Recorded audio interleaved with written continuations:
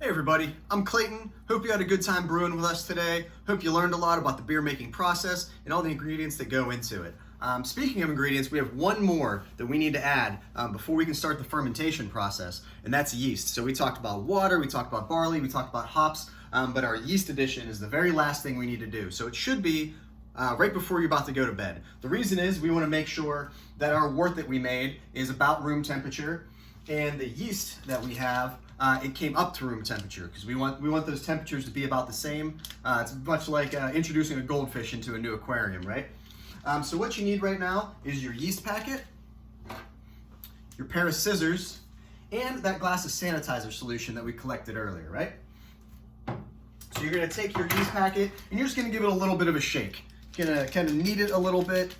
What you want to do, as you can see in this little window right here, is you're just trying to homogenize this mixture a little bit.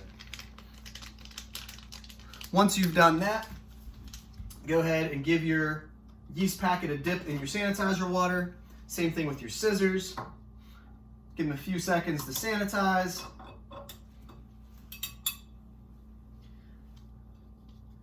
And then take it out.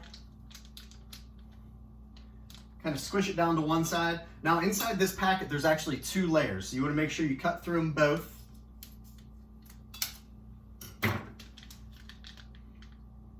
Open it up, and then just pour it straight into your wort.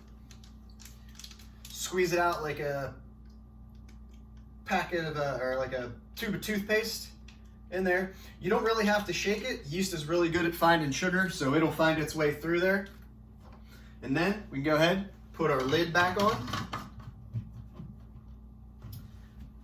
get our airlock, give it one more dip in our sanitizer water, and put it right back on top. And if you haven't already, you can go ahead and fill your airlock back up with water up until where it says fill line. So one of the last things we need to consider is where we're going to store our beer for the next 2 weeks.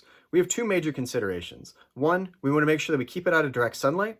And two, we keep it between 60 and 70-ish degrees. So a spare bathroom or a downstairs closet is a great spot for that. After 2 weeks, your beer is going to ferment and clarify, and you'll be ready to bottle.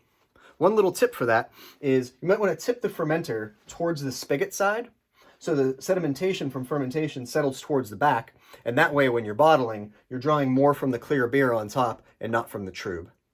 Well, I really hope you had a good time brewing with us today, and I really hope to see you at another online event.